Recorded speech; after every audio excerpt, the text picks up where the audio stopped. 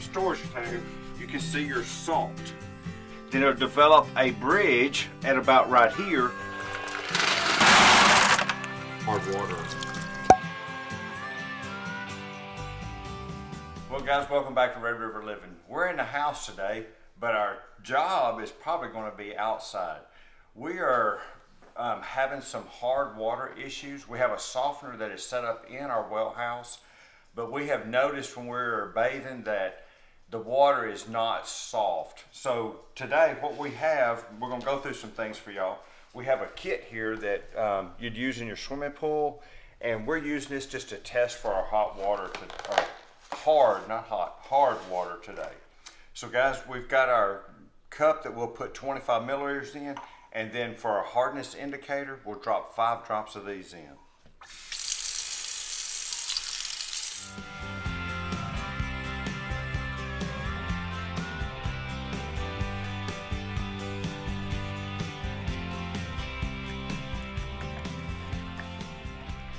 And I'm not sure how much y'all can pick up on this right here, but it's not bright pink, but it has changed over to indicating that our softener is not working the way that it should. This is an issue that we have had in the past, and we kind of know the first thing to check out there in the well house. But in the past, I think the last time we checked this was bright pink at that time. It's not bright pink, but it has a tint of redness to it there. So we will be going through and checking our softener now at this time. Well guys, we're here in the bathroom, and one of the things I wanted to show you that I had noticed is this is how this starts manifesting in your water and what it does to your faucets and stuff. This is the hard water buildup. That's the calcium right there that we'll have to treat. And what I had noticed when I turned the water on was the flow. And I knew the flow wasn't right. Then I just happened to notice on the side of it that buildup. So what I'm going to do right now is we're going to take this off, and there's something that can be done for this to clean this up too. And here you can see, hopefully the camera's going to pick this up from the bottom side. You can see the buildup. I'm just going to take my nail to it and see what happens to that. Some of that's just going to come right off, I think, just by rubbing on it.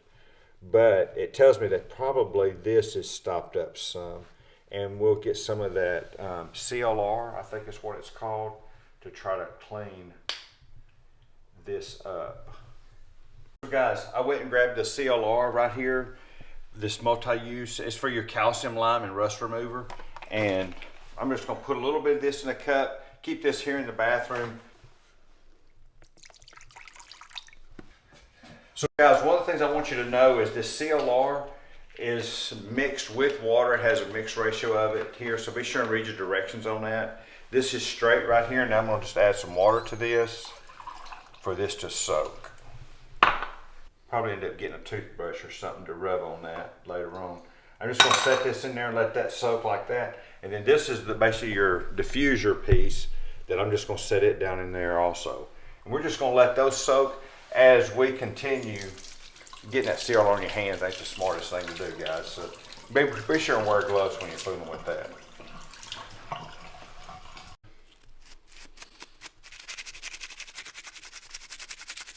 Well guys, we've made it out of the house out here at the well house. And as you can tell, this is our GE water softener.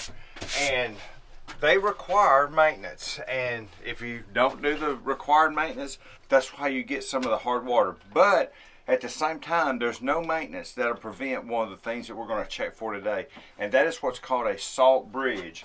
So inside your storage container, you can see your salt. Well, what will happen is that salt is setting at about this level, then it'll develop a bridge at about right here, and then down here is your brine water, where it's supposed to regenerate every night.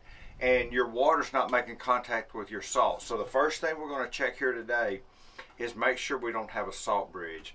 The worst part about it is there's really no easy way to do this. You just got to scoop the salt out, and we'll scoop this salt out, put it in clean buckets, and this salt, we should be able to reuse this salt. There shouldn't be no reason we can't reuse this salt. So guys, just stay with me. We're going to start cleaning it out and seeing what we have here.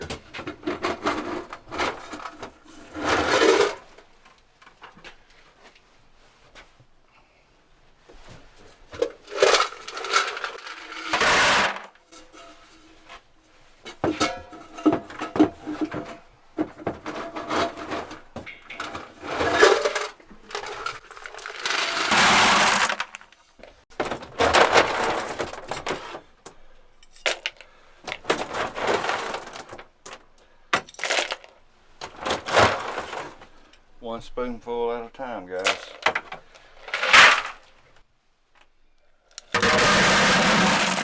So the second bucket. Second bucket. Not sure how much y'all can tell yet, but we were at about 4 and we are down to about 1 now. So we're making progress. And Jared just looked at me, he goes, there's gotta be an easier way. Guys, if y'all know of an easier way to do this, let us know down there in the comments.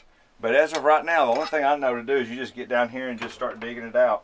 And I'm basically using a measuring cup and a ladle, and 1 scoop at a time.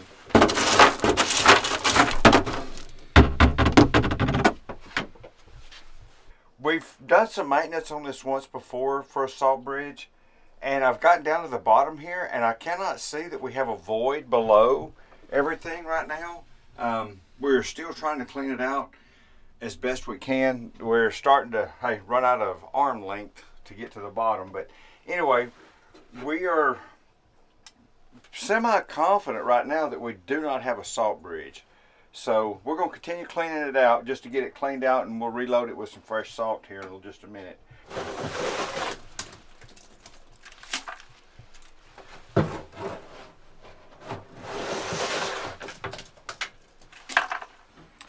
Well guys, we have scooped all the salt best we can out of the bottom of this.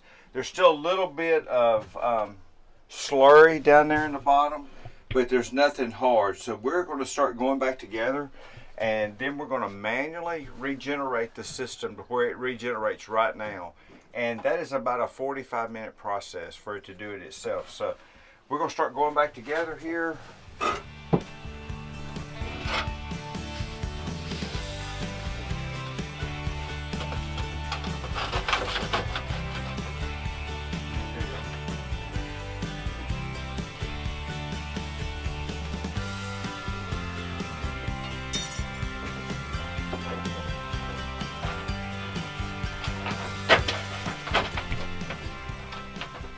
And all we did here was we took this tube out to where it would be easier for us to access the bottom down there, just to give us a little bit more room.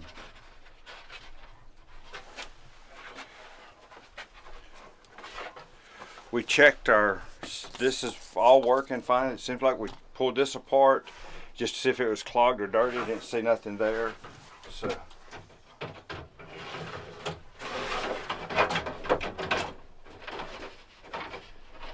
slide that back into there, and it has a top for it. Okay. I popped the top back on that, but before we regenerate this, we are going to pour a cleaner down this for it when it regenerates to clean the system out today. So this old mixture right here, this is going to make it in the trash somewhere. I'm not going to put that back into the bottom of it there. The first 2 buckets I have here, this all appears to be okay. So I think I'm going to put this back in there. And then this looks like it just come out of the bag here. So I'm going to pour that for sure back in on top of that.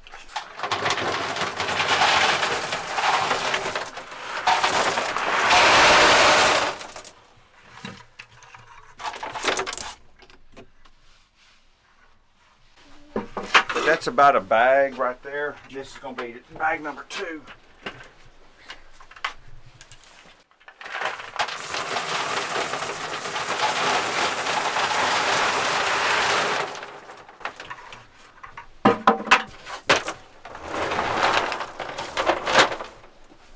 And that brought our salt level up to about 3. Here on the machine, it says mode set, so we're at 4, so I'm going to run that down to 3, hit our mode set again for that.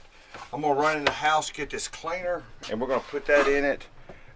There's 2 different things we use.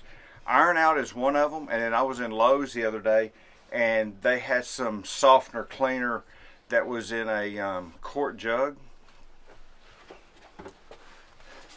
And it says Universal Water Softener Cleaner. This was 2 treatments. This gives you 2 treatments right here. So we're going to put this in there, and then we'll hit the regen on it and regenerate it. See? Okay, yeah. Kind I of see. look in here. See, it's gonna go in that tube right there.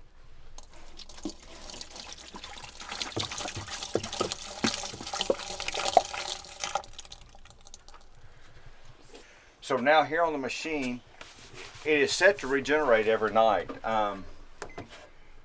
and recharge tonight. You hold the button down,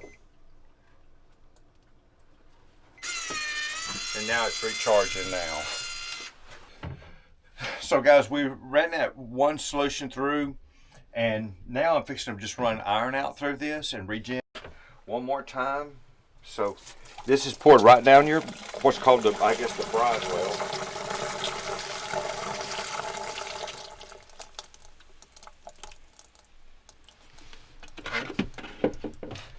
And then I'm gonna hit right up here on the recharge.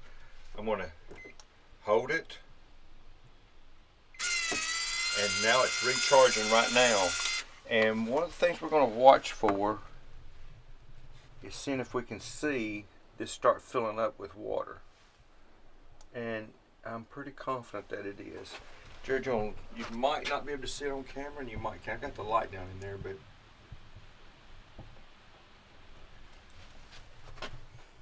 recharging right now.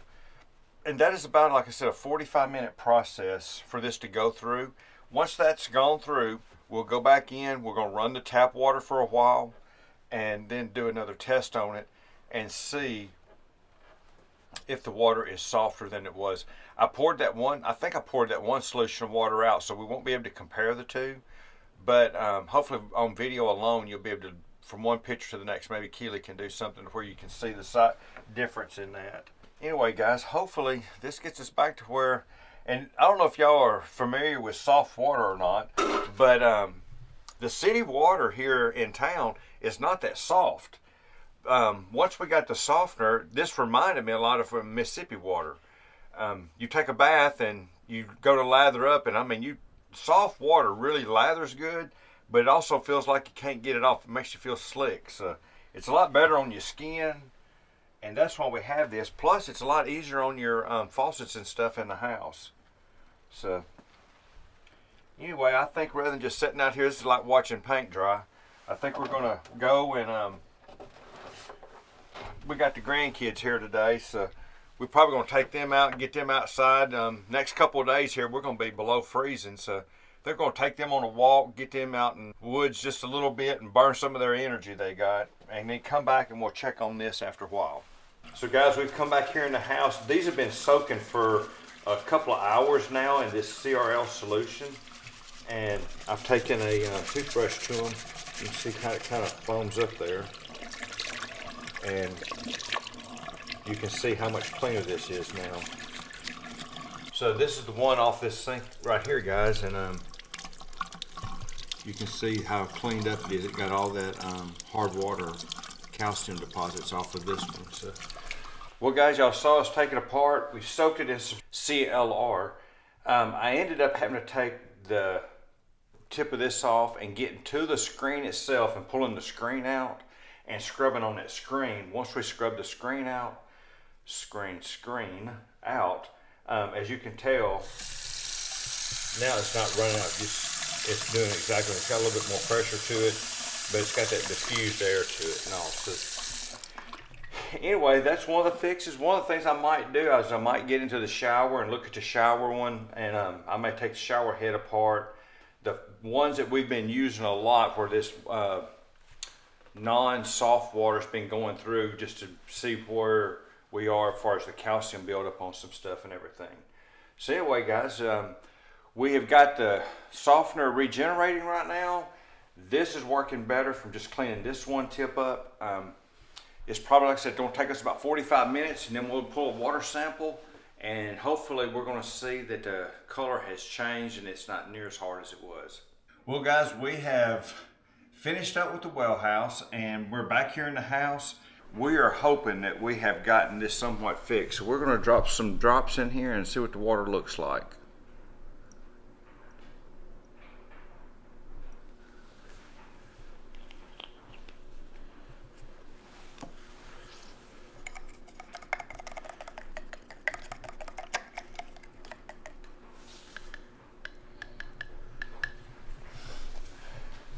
And I don't see any tint of red in this now. It may be headed toward the blue stage. It might have just a touch of greenness to it, maybe, but it has no pink, no red color to it. So hopefully we've gotten the hardness out of it, and the water softener is back in business now. We should be able to see this when we take a shower now. If the softener is working, you're slick and it suds up like crazy. So hopefully we're back in business and working again.